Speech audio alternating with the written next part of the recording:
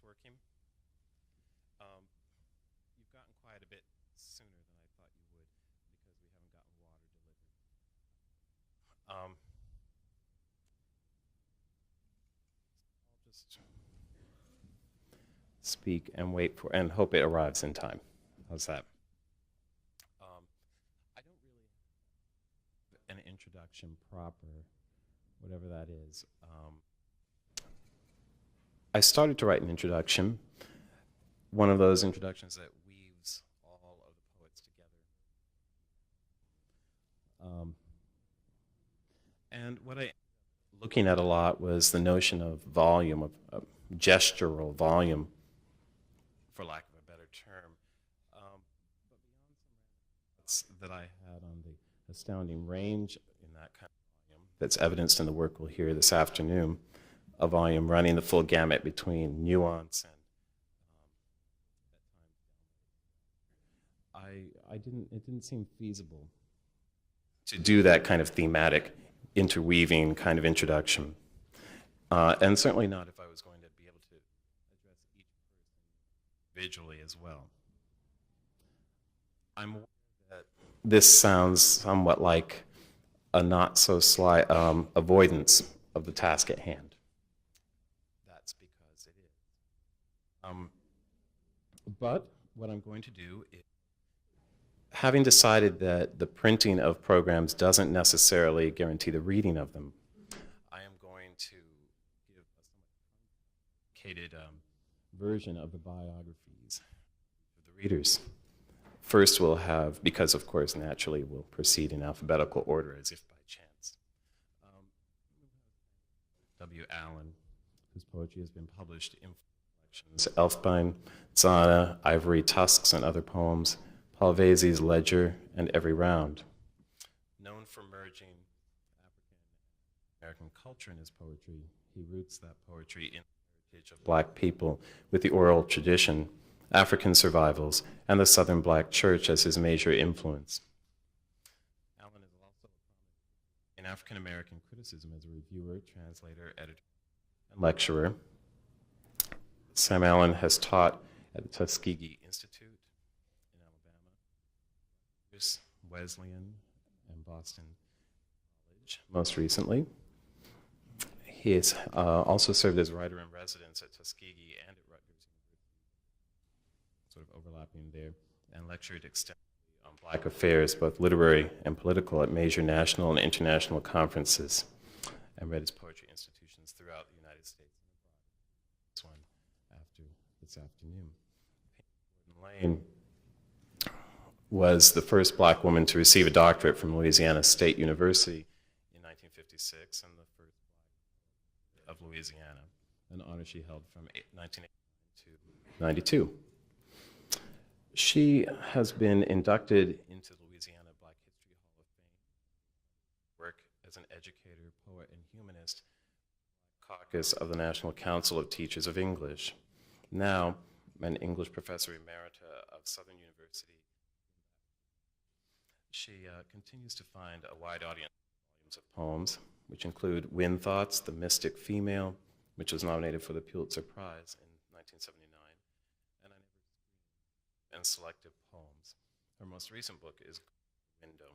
Her poems have appeared in such periodicals as Callaloo Journal of Black Poetry, Ms. Magazine, Negro American Literature, Obsidian, The Black Scholar, and the Southern. Aki Matabuti, best known as a poet, also known as, or at one time as Don Lee, has worked as an essayist, critic, publisher, educator, and is the founder and editor of the Press and Black Books Bulletin, and he's the director of the Institute of Positive Education and Organization, nation-building ideas to the youth of Chicago. Founding member of the Organization of Black American Culture Writers Workshop, his work includes names as Think Black, Black Pride, Cry, Scream, We Walk the Way of the New World, and Dynamite Voices, Black Poets of the 1960s. He's currently a professor of the Gwendolyn Brooks Center at Chicago State University. And Naomi Long Madgett has been, of course, behind Lotus Press Incorporated, publisher of distinguished poetry by African Americans. And she's also the senior editor of the Lotus Poetry Series in State University Press. There are a large number of writers here today, in fact, who have been published by that press and in that series. In addition to her publishing work, though, is herself an award-winning poet whose work has been published in 7 collections, including Pink Ladies in the Afternoon, Exits and Entries, Phantom Nightingale, Juvenilia, and Octavia and Other Poems, which was national co-winner of the College Language Achievement Award. Black Scholar magazine gave her the Award of Excellence in 1992, and in 1993, the Hilton Long Poetry Foundation offered its Naomi Long Madgett Poetry Award for Excellence in a manuscript by an African-American poet. That says something about the poets. As for the poems, I would suggest that they will speak for themselves. We'll begin with Sam Allen.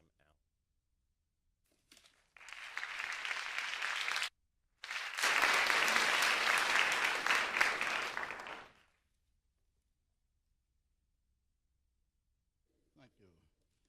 It's a pleasure and a privilege to participate in the program here in the setting, and we certainly appreciate the hospitality we've been shown. I think Joanne and Val and the others of you have done a remarkable job. We couldn't wish for a better reception. And also to Gwen and Rita, not only Gwen and Rita, but also my other colleagues who are here. I think the poems that I will read may appropriately be considered to fall under Gwendolyn's marvelous phrase, furious flower.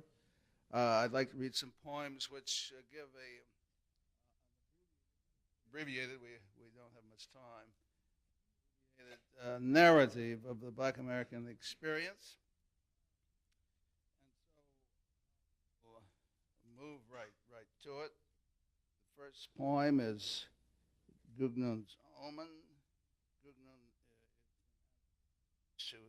was known for his prophetic powers, and he foresees the disaster that is about to befall. Shrouded voices, silence arising again from the green waste waters, version on wave, the flame shadowed flight, bound flesh taught to kneel, the red iron in tomorrow branded, they are blinded footsteps groping for the plank. Drums are sounding, wave on wave, death, a death ship and a crossing. I see no more. Green waters swirl across the beachhead, mute ceremony before a broken totem. They drown the cry in the darkening night. The next poem is called In My Father's House. In my father's house when dusk had fallen, alone on the dim first floor. I knew there was someone, a power intent on forcing the outer door. Shall I explain? I bolted it, locking the inner, when somehow I was constrained to turn to see it silently open again. Hands fixed before the panther night, my tremendous bound, paralyzed, my feet refused the intervening ground. But how shall I say? House and dusk had fallen. I was alone on the earthen floor. I knew there was a power lurking beyond the door. Outside, surely, and was closing. I noticed the first had swung open again. My heart bounded. I knew it would be upon me. I rested the door. night, and I rushed through the yard, the stone, the spear in my hand against the wall. My father would be warned, but now their hands had taken me, and I tried to cry out, and the cold gray waves came over me, oh, stifling me and drowning me.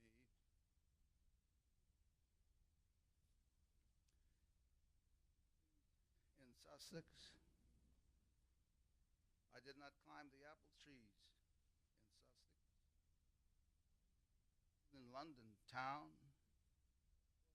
sweltering Mississippi, with birch and thong to bring the cotton down.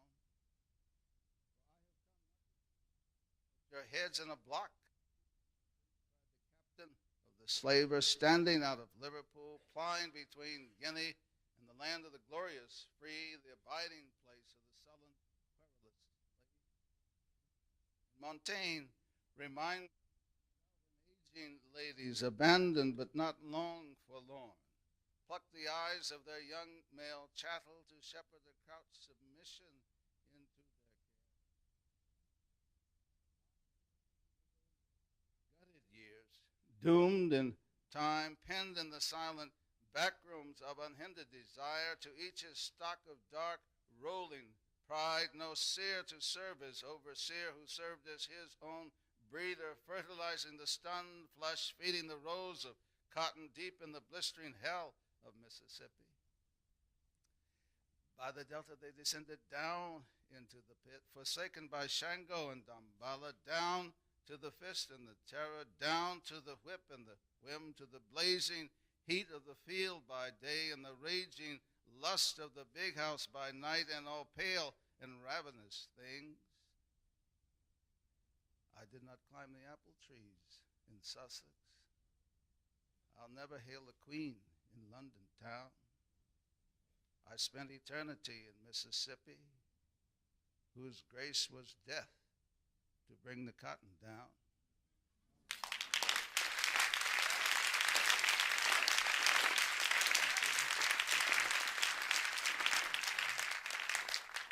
This next poem is called Law and Order, subtitled The Immigrant.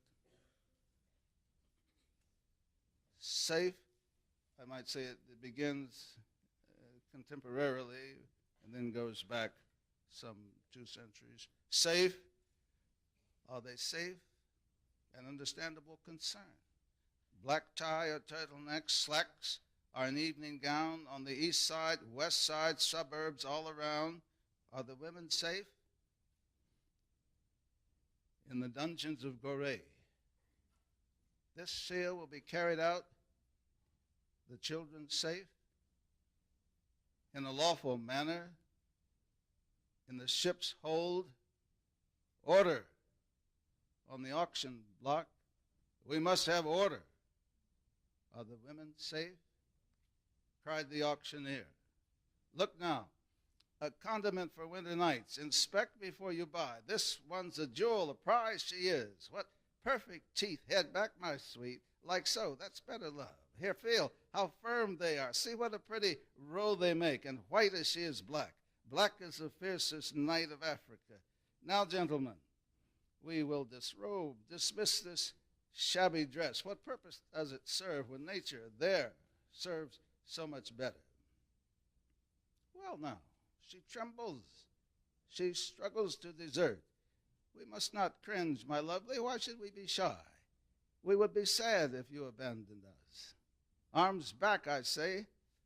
So she is proud, the wench is proud, rebellious. Fresh from the boat, it's clear she's not yet broken. The better still, who here is man enough to teach her manners and prove to this proud lass she will obey? Front forward, love. The gentlemen are eager now. They would inspect the wares, one on each side. There, hold her, boys, and now we've got a fair. Look now, gaze on this prize of Africa. How strong the thighs, but softly sloped, so ravishingly framed. Full-bodied teats of breeder lads, equipped to warm the coldest night, or strong to till the field. Whatever price a bargain, an arrogant and shapely wench, a haughty wench, a scornful wench. This one is finely tuned, a thoroughbred she is. your pleasure. Gentlemen, confirm your fantasies. These proud and shapely limbs, my lads, are crying for a master. What do I hear?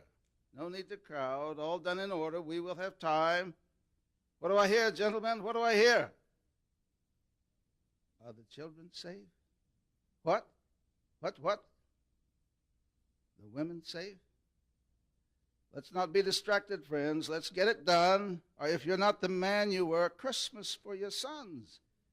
A sound foundation in the flesh will soon convert them into men.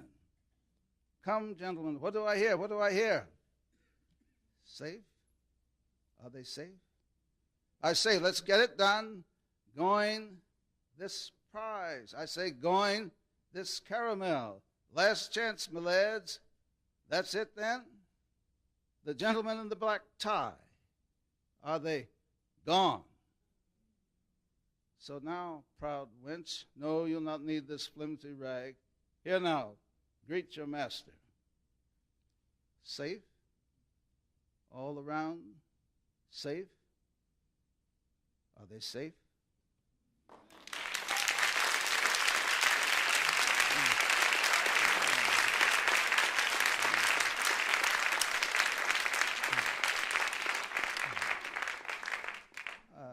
The next poem is Harriet Tubman, also known as Moses. I don't need to explain, I think, to you who Harriet Tubman was. Escaped from slavery, went back 20 trips, bringing out her fellow slaves to freedom. She carried a revolver, which she used as a convincing argument when some of them would tend to fall by the wayside. She had the means to persuade them to continue. High in the darkening heavens, the wind swift, the storm massing, the giant arrow rose, a crackling arc, a sign above the fleeing band of people, toy figures in the canebrake below. Far in the distance, moving quickly, came the patter rollers, bloodhounds loping, silent. Minutes before, one of the fleeing band had fallen. The others for a moment waited, but he did not rise. A small, dark woman stood above him. His words were slow to come, and more groaned, "Can't make it, just can't make it. Y'all go ahead without me." Moses pulled out her revolver, and she quietly said, "Move or die. You ain't stopping now. You can't stop now. You're going to move. Move or die. If you won't go on, going to risk us all, I'm going to send your soul to glory." I said, "Move." Long time now, I got it figured out. Every child of God got a double right, death or liberty. Move now, or you will die. Listen to me. Way back yonder, down in bondage on my knee, the moment that he gave his promise, I was free. He said that when destruction rages, he is a rock, the rock of ages. Declare that when the tempests ride, he just come, hey, Moses, straight to my side. Promise me the desperate hour be the signal for his power, hound dogs closing on the track, sunlight and the thunderclap. How you get weary. Bloodhounds quickening on the scent, over my head, yes, the heavens rent. Oh, he's a father, he is a mother, a sister. He'll be your brother. Supplies the harvest, he raises up the grain. Oh, don't you feel it's fallen now, the blessed rain. Don't make no difference if you're weary. Don't mean a hoot owl if you're scared. He was with us in the 6 troubles. He won't desert you in the 7. Get on up now. That's it. No need of getting weary. There is a glory there. There'll be a great rejoicing. No more sorrow. Shouting never tire. A great camp meeting in that land. By fire in heaven she was guided, saved by stream and by water reed, by her terrible grimace of faith, beautiful and defiant. Till for a moment in the long journey came the first faint glimpse of the stars, the everlasting stars, shining clear over the free, cold land.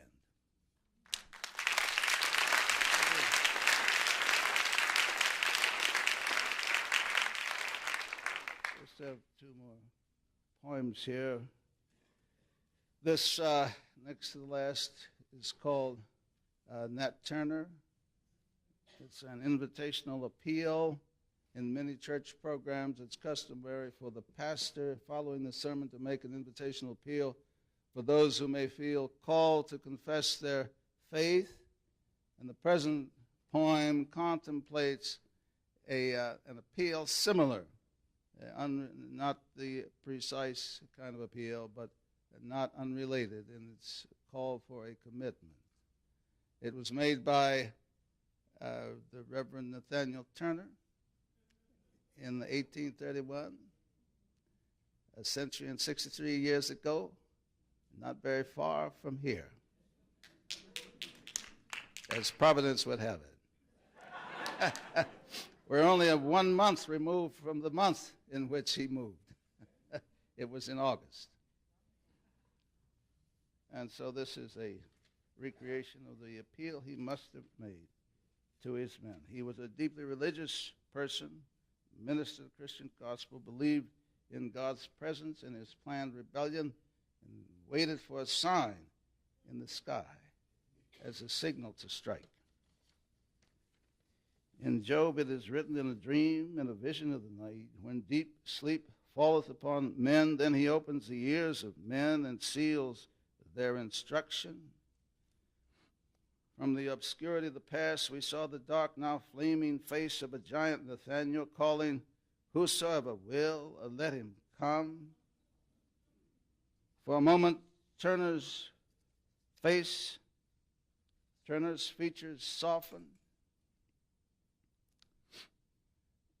He mourned the lost years, the centuries of lined and somber faces, the broken ranks of his people, thousands by the tens of thousands, the hundreds of thousands and beyond, torn from the soil of their fathers to death in life on bleak distant shores. And his face hardened, the worried lines on his brow straightened, and we heard again the voice calling, whosoever will, let him come now. And we saw us from a distance, far down by the river, far down from the big house, a blunt, powerful, animated figure astride the rustic pulpit of a rough-hewn plank. There, as a cluster of trees stood honor guard, Turner, with a fervor belying the drowsy August afternoon, exhorted his fellow slaves. I say, whosoever will, him who thirsts, let him come, would drink of the waters of life, would drink freely. Yes, there I knew that he would. Hark has come, my man of war, my second in command, my standard bearer. Even so, thanks be to God. Yes, now, Henry, Nelson, Sam, they're coming now. My battering ram, my buckler, and my shield, thanks be to the Father. Now Jack, Will with that awful thirst, that fearsome look in his eye. I am a minister of the Christian gospel, but I tell you I would not serve a God who condemns one race of people to be the lackeys of another. I'd walk down off this makeshift pulpit now if I thought 1 minute it was true. I know that it is not true. They cry, peace, peace, but there is no peace, not in this land where the lash sings our flesh to attention, in this cruel land where our doomed fathers bled, where your sweat rushes down like a river here, where the precious blood is shed. Don't you be afraid. The sting of death, I tell you, bondage is the sting unless a fist is raised against it. No, neither fire or flame or the lash or the chain or the sword or rifle shot or warrant of death itself will stay us from this execution. The time is at hand, say any man, which would drink of the cooling waters, though he die, yet shall he live. They're coming now, you're coming now, and another you will drink, my brothers, of the breaking waters of freedom. Another and another, yes, come weeping, that's all right. Come rejoicing in his name, I say, come. Behold the sign high in the heaven, every cloud has vanished, the storm is coming. Indeed, we are blessed. Today is the day the Lord hath made. Let us rejoice and be glad in it. I say to every man, let him come on. Now, I say, come.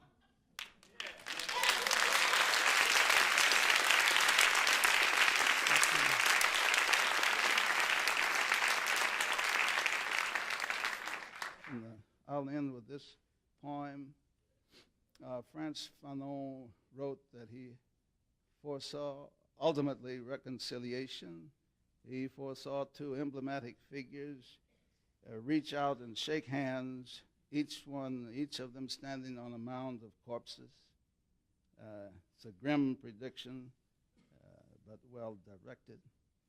And I call this last poem, Our Counterman the Dreamer. It was a splendid dream cracked by a rude technology. It was a glorious dream bushwhacked by reality. We shall overcome, our voices bravely sang, but we have yet to overcome an air-cooled engine with a gospel song, an anti-missile with a fat-back pot of soul. But yet, somehow, the time he said would come. This problem would be solved, dream merged with matter, and all flesh would see it together. A dream tricked out in peaceful discourse and compassion, in the love we dare to bear one for the other. A dream conjured in beaten sword and plowshare, beyond the farthest range, his own prodigious mountainside, the fruited plain, where neither dum-dum shell or silencer can lay waste the dream, our counterman, the dreamer. Thank you very much.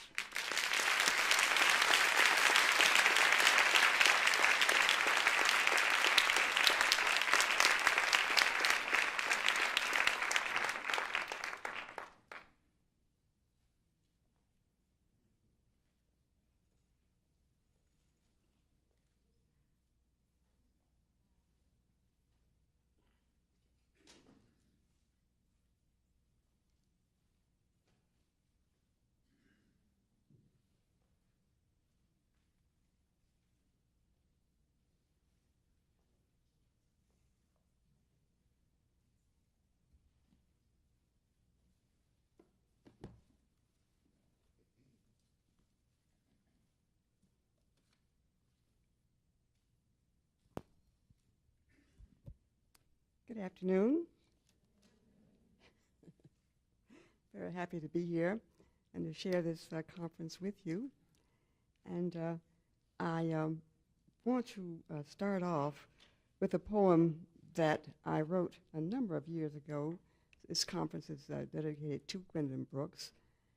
And a little while ago, someone who was interviewing all of us, the person who was interviewing me, asked me, how did I get started writing poetry? I hear that very often. I receive that question.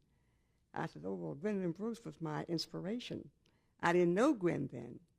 And at the time that I first discovered her poetry, she had already published 2 books of poems, A Street in Bronxville, 1945, and then won the Pulitzer Prize for her 1949 publication of Annie Allen. And I went over to the library and checked out Street in Bronxville, and I've been a fan of Gwen's ever since. And this is an early poem, but I would like to read it since this is a conference in her honor. It's called For Gwendolyn Brooks, Queen of the Image and Maker of Beautiful Words from Bronxville to Mecca. I discovered you in my late years. You were my inspiration, my mentor, my discoverer of songs. Chicago woman of the many isles of love, black woman with 1,000 hearts that sing in verse and capture black notes ringing in 1,000 souls of light and dark and pain that only we can know. Black poet of the centuries reaching out with lines that are often too difficult to follow to the end. The words are so beautiful. Black woman of Chicago strains, poet of this age, poet black poet, woman, for Gwendolyn Brooks. And then this morning in the opening session, those of you who were here, you remember Valerie Ward did a ceremonial chant for the poets and the persons among us, writers and people in the literary world and the humanistic world who had passed on. And it reminded me that I have an elegy for one of the persons that she mentioned. That's Etheridge Knight. Etheridge Knight died a couple of years ago, I guess. And I had always admired him. I very seldom write occasional poems or elegies for particular people because my poems come from a different place. But when I'm so moved by a poet or a person's work, as I was by Etheridge Knight, and I knew Etheridge for many years, this poem just sort of poured out. And it's called Elegy for Etheridge. Now, the first few lines I'm going to read really come from one of his books, one of his poems called Another Poem for Me After Recovering from an OD by Etheridge Knight.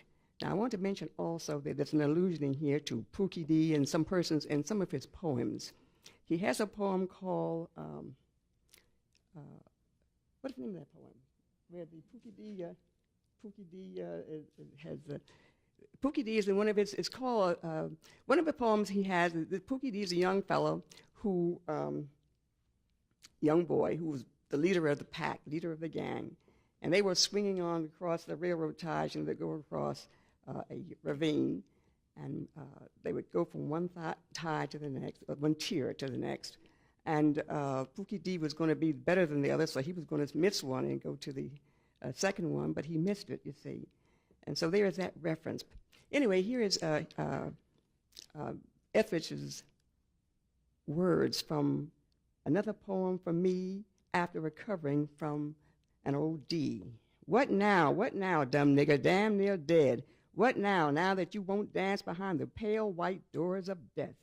Your mama sitting in a quiet corner praying to a white Jesus to save her black boy.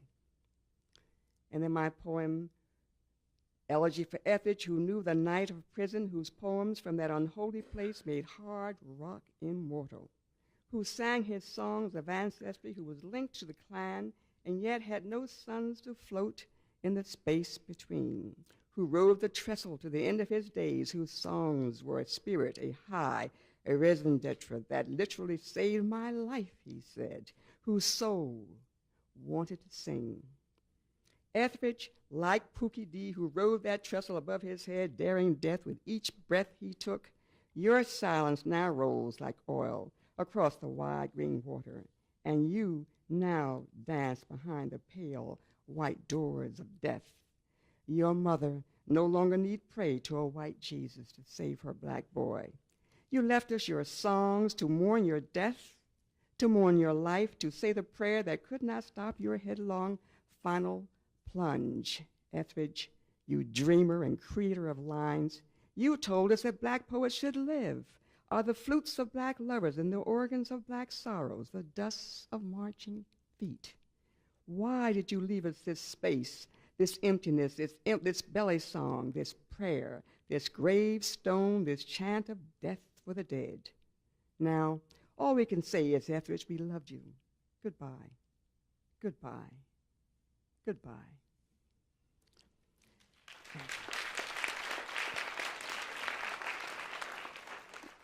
And as a postscript, those of you who know Etheridge's work, you will notice that several of his lines from his various poems are incorporated in this poem and becomes a part of my poem. Now, I'd like to read a poem which is called Midnight Song. Young man told me a little earlier when he was talking to me out there, I couldn't think of the title of the poem myself, but it's called Midnight Song. He said he'd never heard a poem that had so much reference to flowers and to nature and to growth. And so I said, well, I think I'll read that poem. It's called Midnight Song. If I were sitting on the banks of the river, I would write poems about seaweeds or flotsam making their way to the end of the sea, or to the expanse of the bridge that falls into the sky. If a flight to nowhere curled waves of air beneath my feet or framed my vision, a poem would draw rings of images from wings of the jet, filling corners of clouds. But my blue room poem, where I die each night, frames this poem. The curtain is striped blue on white, the walls the color of twilight, just before death of the sun, and the door is pale as the morning sky. And so I write a blue room poem. My mind penetrates walls and hangs like mist on the wake of trees swaying low over the town. Only the crickets know I am there, and they sing songs to the low-touching wind. Only they will know I have passed over the earth, gathering periwinkles and ivy to take to the hills. This poem plants itself and grows like the jasmine coating my fence. It creeps over the page like holly fern and bores into the depths of my mind like the wild palm that sentinels my yard's center, spreading fan-like at all points, caught up in a web of light, a ring of gold, painting the earth's midnight song.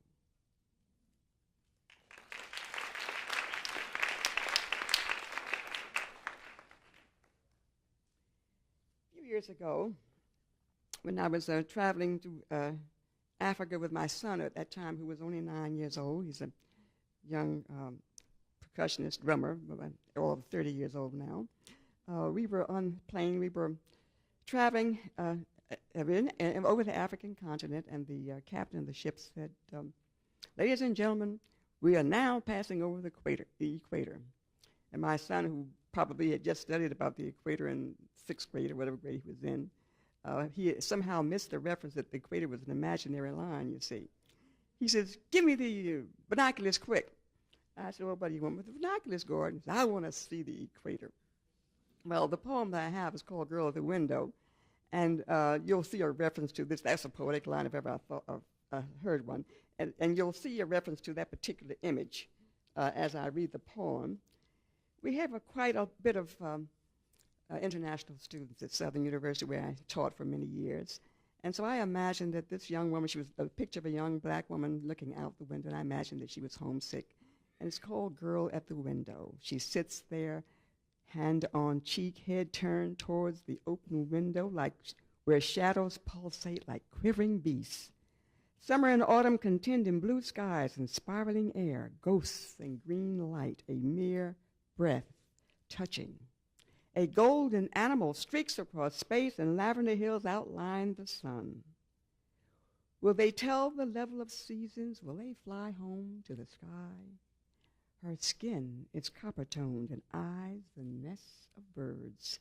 She dreams of Nairobi and wildebeest, the equator a blue line slung in mid-air. Girl at the Window.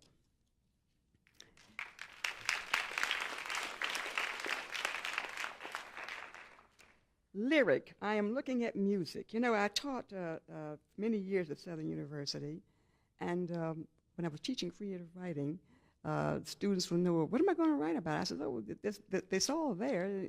There are all kinds of stimuli around you. And one of the things that I had them to do was, I said, well, here's an example of that, and I wrote this poem. I was looking at an art magazine, and the line just came out to me, lyric, I'm looking at music. And I said, gee, that's a poetic line, because we think of ourselves as listening to music. And then it occurred to me, of course, that we experience all of life with all of our senses. And so I just played around with the senses there, and I reversed the senses. And I want you to notice the way I've inverted what we normally think of as a certain sense of sight, sound, and so on. Lyric, I am looking at music. It is a color of light, the shape of sound, high in the evergreens. It lies suspended in hills, a blue line in a red sky. I am looking at sound. I am hearing the brightness of high bluffs and almond trees. I am tasting the wilderness of lakes, rivers, and streams caught in an angle of song. I am remembering the water that glows in the dawn, emotion tumbling earth, life hidden in mounds. I am dancing a bright beam of light. I am remembering love. One more short poem is called I Have Forgotten. I read this poem back in November when and they had the commemorative celebration for Stephen Henderson and Howard. He used to teach at Howard University. Steve, as you know, is the author of Understanding the New Black Poetry. And I said, I have about 100 love poems. I said, doesn't mean I've had 100 lovers. It just means that I wrote 100 poems. And this is called I Have Forgotten How to Write a Love Poem, forgotten the feel of your touch, your hands, feathers against my skin, tiny pricklets siphoning my nerves, forgotten your smile, the wicked curve of your lips as you string my hair, your fingers snakes in a tangled nest, forgotten your words of love, your voice falling like leaves on a wet autumn day, forgotten your tears of remembrance, eyes raining pools, your trembling voice, a mystery, a song, a mountain stream trickling, rushing, disappearing into a wooded void. Yes, I have forgotten to forget to love you no more, to wash you from my unbridled web of thought, breast, loins. I have forgotten how to write a love poem. I have forgot. Well, obviously I haven't forgotten, huh?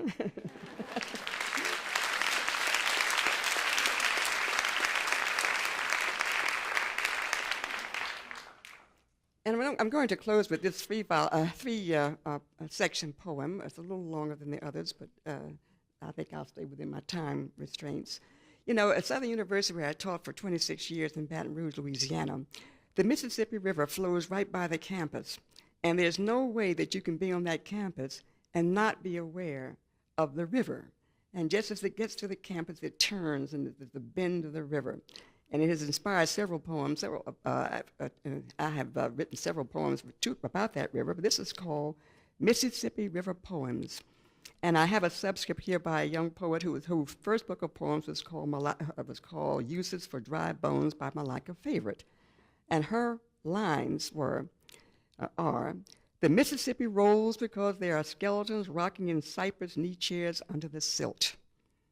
And then my poem, Mississippi River Poems 1, the river that divides but also connects, reaching from shoreline to bank. It connects this city to isolation, and rain rolls silently, making a path for flotsam and barge and light, shading light. Come quick, the Delta Queen is passing.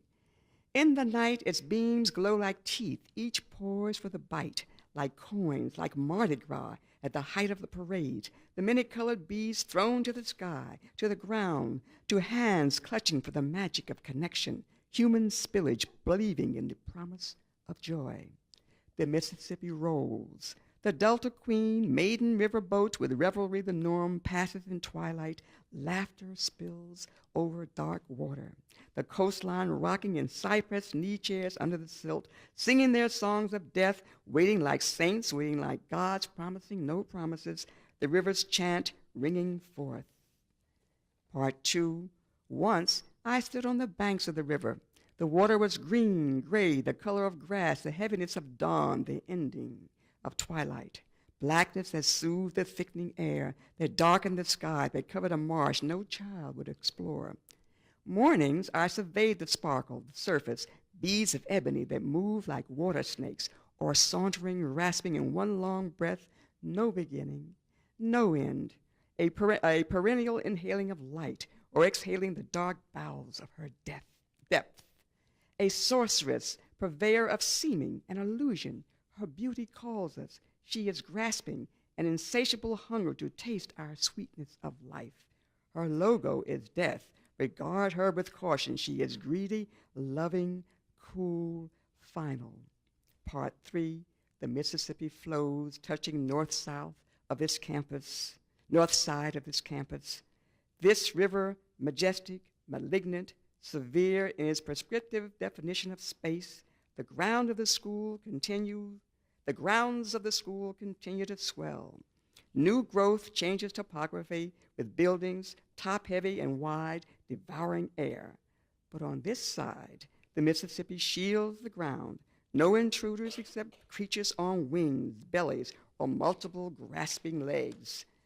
Or poets looking for a poem, filtering through trees. Wind, rain, gray light at dawn, shadows at dusk, songs of birds or the crickets' mating cries, all responding to the murmur of waves turned to the bend of the river, westward and north, lost among shadows of oaks, pines, sycamores lining the banks. They form an impasse with brambles and bush. The river that divides, connects, fades into the sky, absorbing, reflecting, vanishing light. Thank you.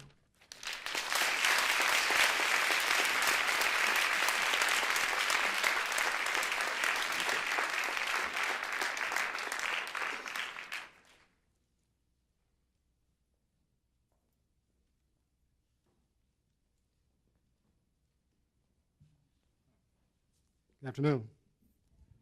Really happy to be here. Came into Charlottesville and rented a car and got lost. Welcome to Virginia. We are, I guess what you say, cultural poets, and it's always good to be with Sam and Naomi and Pinky and all the other poets that are here. But as a cultural poet, we try to go beyond the pedestrian definitions of culture. And I think I'll just start off trying to talk a little bit about culture and what it means, most certainly in my own work. And as a student of Gwendolyn Brooks and the poets up here with me, most certainly I've been enriched. The culture of a people is their definition, their name. The African black in us is the water, earth, air, fire, and wind forming the core that produces the fuel energizing the spirits and souls that center our creation.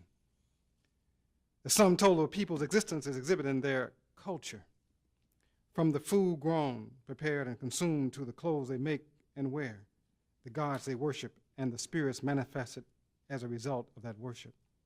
The music calling the drum in them, producing the dance that glues them together in sharing movement and oneness. The visual art that replicates their souls and ideas for the others and themselves to see. The words, oral and written, making their existence that form the history and heritage of each moment, catching all new creations in fiction and nonfiction, poetry disguised as song and drama, and melodies that move the feet of the bodies toward the transportation that carries them throughout the planet, especially their own villages, towns, and cities, that ultimately harnesses the depth, the beauty, the ugliness, the technically unusable, the happiness, the magnificence, the rottenness, the kindness, the love, the rough rawness, the refined carefulness, the unusual thoughtfulness, the occasional queerness, the quiet unexpectedness, the economy of fairness, the right laughter, the largeness and smallness of our souls, to the war and peace in each of us confirming culture. The culture of a people represents life, source, soul, spirit, sameness, silliness, science, smiles, seriousness, and connectedness, family. And this familyhood confirms and confirms in an undying love that is burned into the souls of each newborn, binding them biologically and culturally to life, source, spirit sameness, smiles, seriousness, and memory that passes on immortality, passes on the earth heartbeat of genius, passes on respect for others, passes on earth-grown love, passes on the permanence of family, community, nation, people, culminating in the unique celebration of themselves. Spirited community. This is culture. Replicate.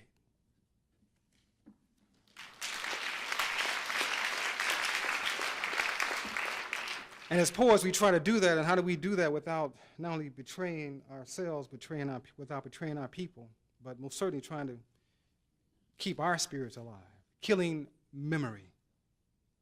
The soul and fire wind songs must not be neutral. Cannot be void of birth and dying, wasted life locked in the past of vicious horrors, masquerading as progress in spheres of influence. What of mothers without milk or willing love? Of fathers whose eyes and vision have been separated from feelings of earth and growth, of children whose thoughts dwell on rest and food and human kindness. Tomorrow's future reigns in atrocious mediocrity and suffering depths. In America, the excitement is over a rock singer's glove and burning hair as serious combat rages on prairie and schools, the best diet plan, and women learn how to lift weights to the rhythms of what's love got to do with it. Act to children. Always the children caught in the absent spaces of adult juvenility. all breakdancing and singing to everything is everything while noise occupies the mind as garbage feeds the brain. In El Salvador, the mothers search for their sons and teach their daughters the way of the knife. In South Africa, mothers bury bodies in hearts without bodies while pursuing the secrets of forgotten foreparents. In Afghanistan, mothers claim bones and teeth from mass graves and curse the silent world. In Lebanon, the sons and daughters receive horror hourly, sacrificing childhood for the promise of land. In Ethiopia, mothers separate wheat from the desert's dust while the bones of their children cut through dried skin. Tomorrow's future may not belong to the people, may not belong to dance or music, where getting physical is not an exercise, but simply translating to people, working people, fighting people, enduring insults and smiles, enduring crippling histories and back pocket politics wrapped in disease blankets bearing AIDS markings in white. Destined for victims that do not question gifts from strangers, do not question love of enemy. Who owns the earth? Most certainly not the people, not the hands that work the waterways, nor the backs bending in the sun, or the bone fingers soldering transistors, not the legs walking the massive fields, or the knees glued to the pews of storefront or granite churches, or the eyes blinded by computer terminals, not the bloated bellies on toothpick legs, all victims of decisions made at the Washington Monument and Lenin's tomb by aged actors viewing Red Dawn and the Return of Rambo Part 9. Tomorrow may not belong to the women and men laboring, hustling, determined to avoid contributing to the wealth of grave diggers from foreign soil and soul, determined to stop the erosion of indigenous music, of building values of traditions. Memory is only precious if you have it. Memory is only functional if it works for you. People of colors and voices are locked in multi-basement state buildings. Their parents cook on outdoor wood fires and pass waste in secret spots or community latrines. They live in poverty within poverty, and they elected a priest to represent their dreams. He promised food, clean water, education, wood, seeds, fairness, democracy, and peace on earth. The people of Haiti are angry with U.S. presidents. The Haitian military forced their elected priests to flee in the night with their dreams and prayers in a quickly packed suitcase. The people are uneducated, not stupid. Democracy is coming to South Africa, and Haiti drowns in white promises. Bill Clinton talks in codes as paramilitary terror squads beat patriotism into the people. American businesses pay 14 cents an hour to the peasants and provide Japanese toys and airline tickets to the elite. The people of Haiti are angry with U.S. presidents. They take boat rides by the thousands to cross a sea made of their dead for America. Most are returned on military ships unsuitable as political refugees. We are told that race is not the problem. It is the island. It is not Cuba. The rich in Haiti diet. The poor starve and disappear if they complain too loudly. Randall Robinson lived on water and tomato juice. His eyes sank into his forehead for a month. His eyes are clear, and so is he. The new Duval areas rule a dirty capital. When rain comes to the people join the mud. The rich drive Jeeps made in the USA. The MREs, morally repugnant elites, are like elite everywhere. They do not feel for others. They hide their eyes. They wear foreign-made clothes. Their children have private playgrounds and educations. They live on hills and laugh at the dark people who don't even own the night. They speak the language of killers. The rich do not fear elected priests or ignorant peasants. They have good uncles across the water. Currently, he is grayish blonde and has a smooth southern accent. He talks real fast and from both sides of his mouth. Before him, a transplanted Texan played cowboy on the high seas. Before him, a Californian with an excellent makeup man yawned whenever Haiti was mentioned. Before him, you can add the rest.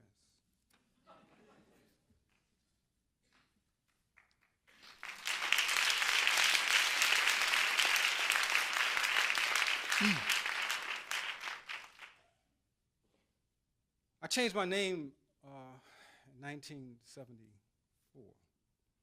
And poet, whatever happened to Luther? Luther was my middle name, was Don L. Lee, Don Luther Lee. Why did he change his name? He was strange weather, this Luther. He read books, mainly poetry, sometimes long books about people in foreign places. For a young man, he was too serious. He never did smile, and the family still don't know if he had good teeth. He liked music, too. He even tried to play the trumpet until he heard of young Miles Davis. He then said he tried writing. The family didn't believe him because there ain't never been no writers in this family, and everybody knows that whatever you end up doing, you got to be in your blood. It's like loving women. It's in the blood, arteries, and brains. This family don't even write letters. They call everybody. That's why the phone is off 6 months out of the year. Then again, his brother Willie T. used to write long, long letters from prison about the books he was reading by Malcolm X, Franz Fanon, George Jackson, Richard Wright, and others. Luther, unlike his brother, didn't smoke or drink, and he always be doing odd jobs to get money. Even his closest friends, Clyde and T-Bone, didn't fully understand him. While they be partying all weekend, Luther be traveling. He would take his little money with a bag full of food, mainly fruit and a change of underwear, and get on the Greyhound bus and go. He said he'd be visiting cities. Yet the real funny thing about Luther was his ideas. He was always talking about Africa and black people. He was into that black stuff. And he was as light-skinned as a piece of golden corn on the cob. He be calling himself black and African and upsetting everybody, especially white people. They be calling him crazy, but not to his face. Anyway, the family, mainly the educated side, just left him alone. They would just be polite to him. And every child of God knows that when family members act polite, that means they don't want to be around you. It didn't matter much because after his mother died, he left the city and went into the army. And last time we heard from him was in 1963. He got put off the army for rioting. He disappeared somewhere between Mississippi and Chicago. A third cousin, whose family was also polite to, appeared one day and said that Luther had grown a beard, changed his name, and stopped eating meat. She said he had been to Africa and now lived in Chicago doing what he wanted to do, writing books. She also said that he smiles a lot and kind of got good teeth.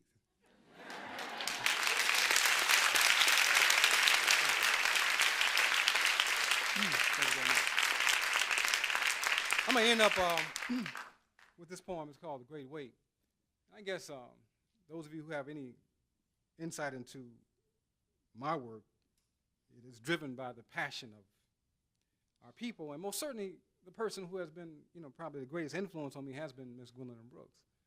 And for you all to honor her, of course, kind of raises, brings my temperature up a little bit too. The Great Weight. Young people, we were always told, well, I'm not so young anymore. We were told that when you try to move to act against evil, to wait, be calm, have patience, don't get upset, be realistic, don't rock the boat. And then the clincher is like, since you're here at James Madison, you're really not bad off, okay? But let's challenge that a little bit. Conscience tired waiting on waiters who wait for a living as movers perfect the reasons why others must wait. Movers say that waiting is an ancient art form perfected by Negroes waiting on something called freedom that will surely come if the waiters wait patiently in a kneeling position long enough. Long enough is when the waiter's knees shine and head automatically drops whenever waiters are in the presence of movers that tell them to be grateful to have something to wait for. Movers say that Africans can't even clothe themselves, that the major occupation in Central America is the maintenance of cemeteries, that the people of Asia need to control their sex drive, and that the only people that really understand modern technology are the South Africaners and their brothers on Pennsylvania Avenue. And that the major problem for others is that they do not want to wait for their time. Most of the waiters are poor and miseducated. Waiting like cocaine is addictive. People wait on welfare, workfare, healthcare, food fare, and for politicians and businessmen to be fair. Waiters are line-wise, having spent a third of their lives waiting in telephone lines, gas lines, light lines, bus lines, train lines, and employment lines, and now come on and get up and wait now. Waiters wait on presidents and first ladies to tell them the secrets of why waiting is better than communism, socialism, and Hinduism. Why waiting is more uplifting than full employment and is the coming tool for the elimination of illiteracy and hunger. Come on now, get on up and wait.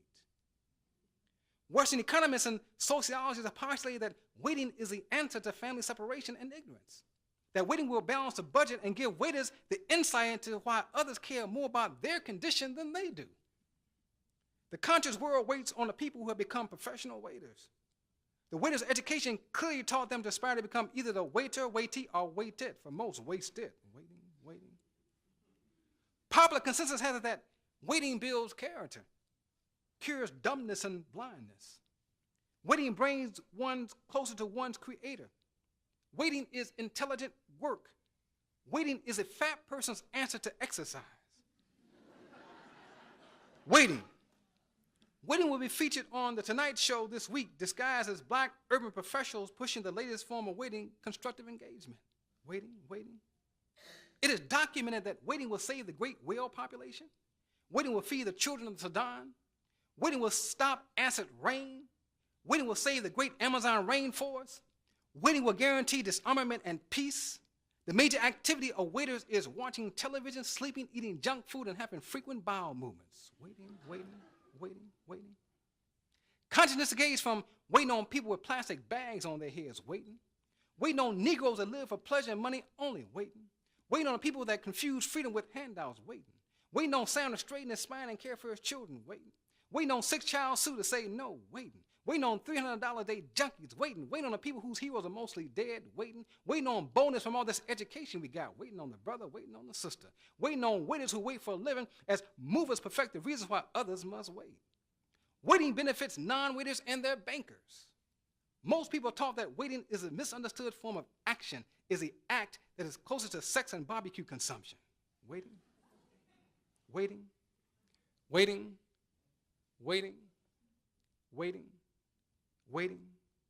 A truly universal art is practiced by billions of people worldwide who have been confirmed by their leaders to be happy, satisfied, and brain dead.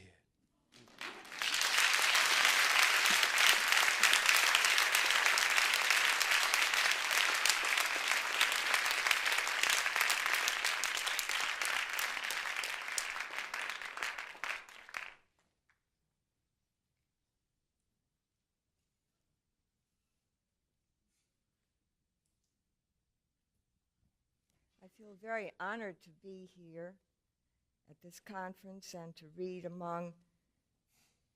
with 3 other poets, all of whom have had at least one book published by Lotus Press.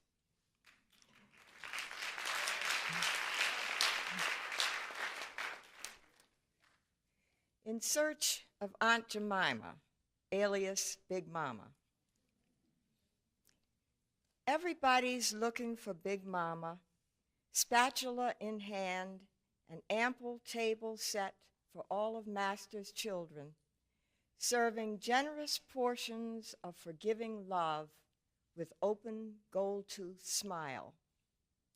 Everybody needs to nestle in her warm, full bosom. Here again, that throaty voice beat out deep-valleyed lullabies of blackness, shouting hosannas or moaning blues for good man gone. Where did Aunt Jemima go?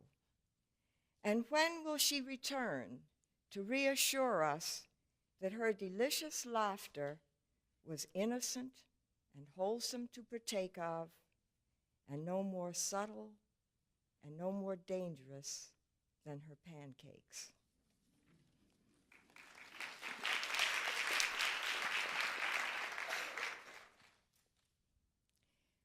Reluctant Light is a poem that has taken me 70 years to write. Mother, I didn't mean to slight you, but it wasn't you that I adored. You hid your energy in shadows, and I was dazzled by the sun. I idolized the one whose voice soared to prophetic heights, whose words rejuvenated epics of the ages. Some fine June Sundays, slender and magnificent in morning coat. He would electrify the pulpit with eloquent pronouncements of doom and glory so divine the very gates of heaven seemed to part, bathing the atmosphere in crystal light. Seeking his favor, I rehearsed raising my hand like his in benediction, earning the childhood name of preacher, shortened in time to preet. You gave us daily sustenance, but there was never a choir's fanfare or the soul beat of the mighty to grant applause. You baked the bread, for which we seldom thanked you, canned pears for winter, and mended depression-weary clothes, scrubbing sheets on a washboard, humming hymns to lift your sagging spirit, and cultivating beauty in endless flower pots. The summer when he toured the streets of ancient Palestine and Rome, you consoled yourself by painting pictures of the Appian Way using the kitchen table for an easel. You coached me in my homework, rejoiced in my small triumphs, and prepared me to confront the enemy, tapping your umbrella against my fifth-grade teacher's desk to punctuate your firm demand for justice. I didn't recognize your subtle power that led me through blind, airless caves, your quiet elegance that taught me dignity, nor could I know the wind that bore him high into the sunlight emanated from your breath. I didn't want your journey, rebelled against your sober ways. But I have walked through my own shadows, and like you, transcended glitter. I have learned that I am source and substance of a different kind of light. Now when they say I look like you and tell me that I have deepened to your wisdom, softened to your easy grace, I claim my place with honor in that court of dusky queens whose strength and beauty invented sons that others only borrow. And mother, I am glad to be your child.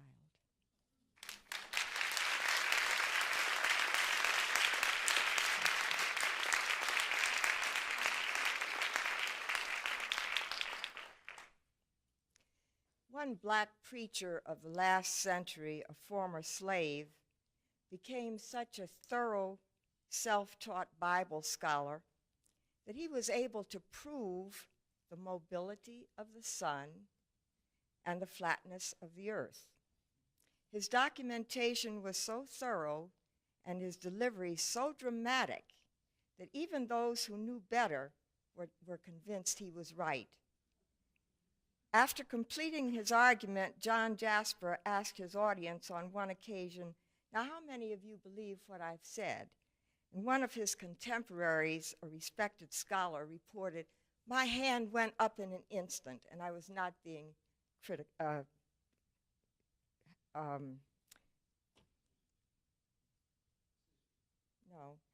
hypocritical. He believed it even though he knew it was wrong. This is my testimony. The sun do move, and the earth am square. Who wouldn't believe? Who wouldn't? Who wouldn't believe? Camp meeting outside the city limits, corn high, the yellow wave of faith gushing on his word. And God said, "Preach it, brother." The good book reads, "Yes, it do, Lord, it do." Day climbing over the southeast corner of the earth, grasping for the truth. Tell it, John Jasper, hallelujah. All day long, all Sunday afternoon, the fields outside of Richmond rocking. Sun melting down like lard on the griddle of the world, the hungry square of earth swallowing it up again. Come, Jesus. Who wouldn't believe? Who wouldn't? Who wouldn't believe? I had the pleasure as a child of meeting Charles A. Tindley, pioneer African-American hymnist, who wrote among 150 or so hymns the one that begins, "When the storms of life are raging, stand by me." And my poem is called Stand By Me. My Jesus was a standby friend. People in the Bible could always count on him being there when they was down on their luck.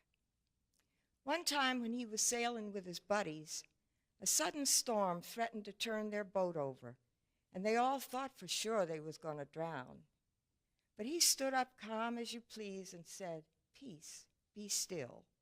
And them waters settled down just like lambs, and the storm stopped raging, and they was all able to make it back to shore in one piece.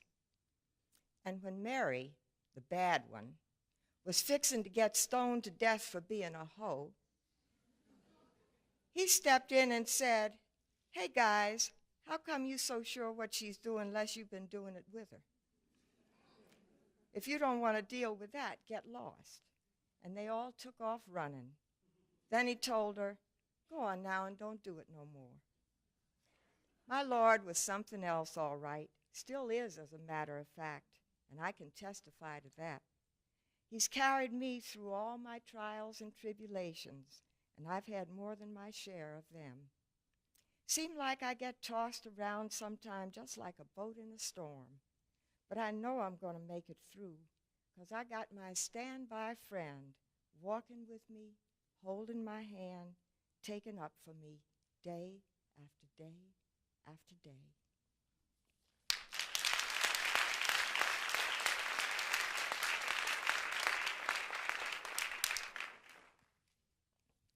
The last happy day is in memory of two of my best friends who were my daughter's godparents, who died within months of each other under different circumstances.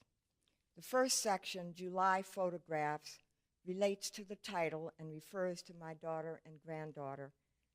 The second, the brief sequel, follows the man's death, and December finale relates to the woman's.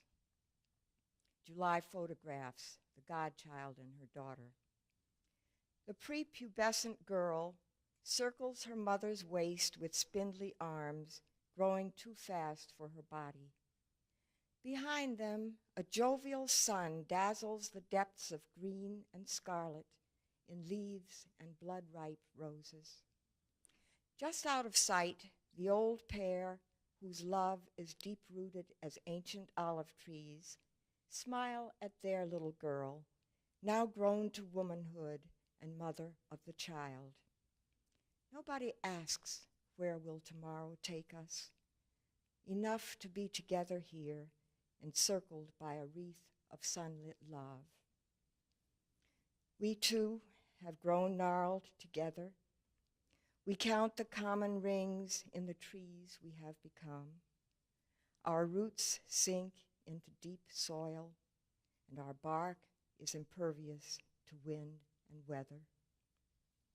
The man. Cameras catch the sunlight's vigor dancing in his eyes. In the velvet dark, his face turns like a sunflower to the brightness he can no longer see. His fingers remember the soil's rich balm, the profusion of petals, daylilies and roses splashed with gold. His laughter is a deep-throated bird among them. Suddenly, a shadow falls across his brow, his hair's cool silver, the one remaining light. 9 days to doom, 9 days to paradise, one perfect hour before the daylight dies.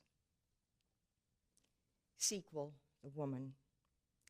Summer does not dissolve to autumn, then winter, but jolts and quakes as the widow's tears gush in vain to soothe and mend the broken earth. December finale 1.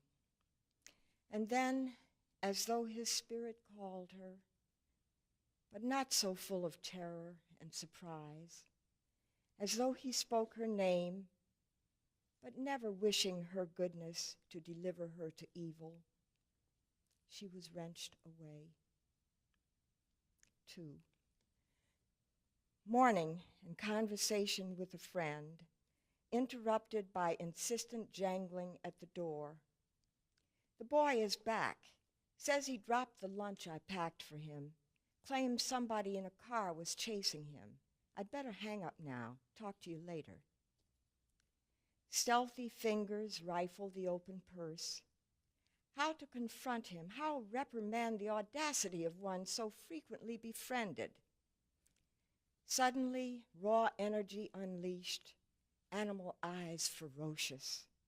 Phone yanked from mooring by hands no longer boys, but brutal hammers pounding, bashing. A single scream for him who can no longer hear, whose blind eyes, even if he could be with her, would leave him helpless to defend. Then the length of rope produced from nowhere, whipped into place, stretched taut against tender flesh, vulnerable cartilage. The mouth open, gasping for air, the bulging eyes pleading until the kindness of eternal dark engulfs her. By what shall we remember you? Not the eggs spilled on the kitchen floor, or the now rotting meat intended to relieve his savage hunger. Not your stifled wail beating forever in our throats, or the sound of your head bumping down the basement steps, the congealed blood under the pulp of your face, the broomstick left protruding from your anus. Ironic now, the photographs in summer's idyllic garden on the last happy day we shared. But nothing worth keeping is ever lost in this world. Even in this world, may the love-deep roots of trees conquer evil's senseless blight, and the perennial flowering of your memory sustain us through whatever winter weather we still may know.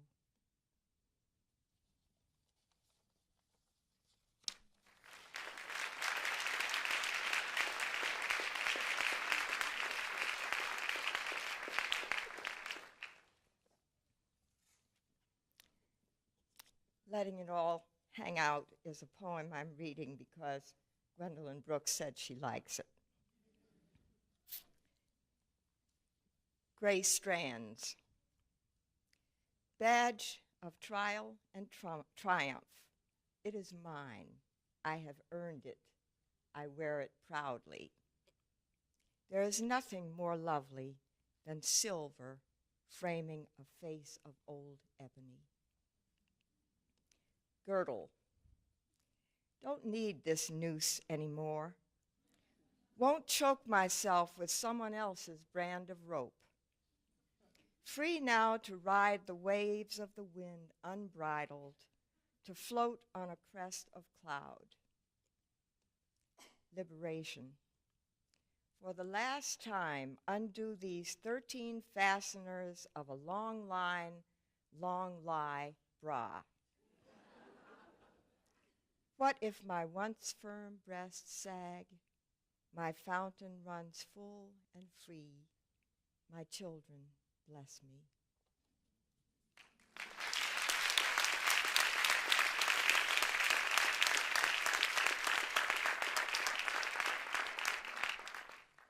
Boy on a Bicycle, Summer Solstice, Detroit.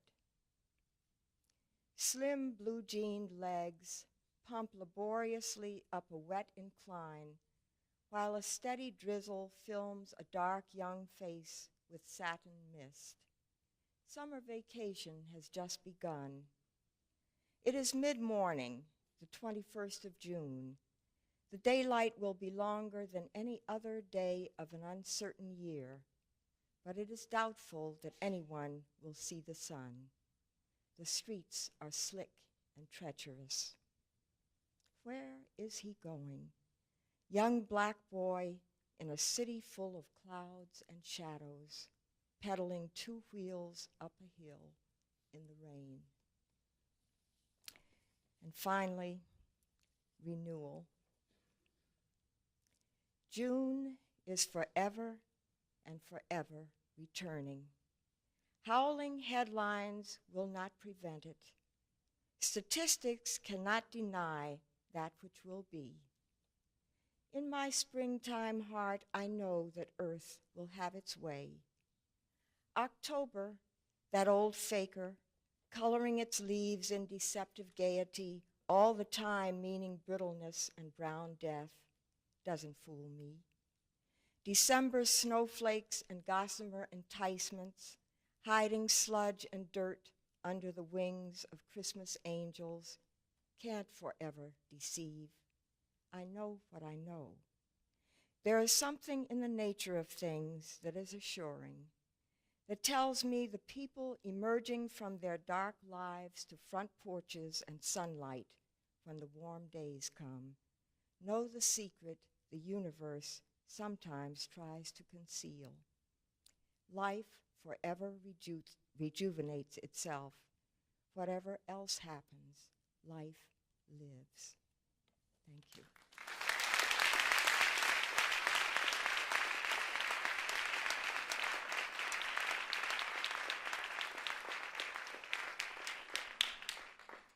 Let's thank this marvelous panel of poets once more.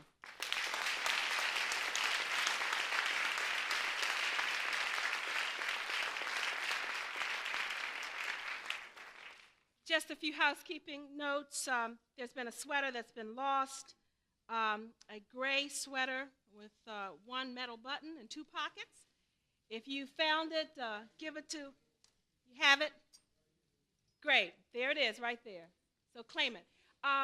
The reception is at Duke Hall, which is on the right side of the quadrangle. People will be walking that way, so just trail along. If you are going to break for dinner, we certainly want you back by 8 o'clock. This has been a full day, but you don't want to miss the evening poetry reading. Sonia Sanchez, Amir Baraka, Michael Harper, and Mari Evans. See you there.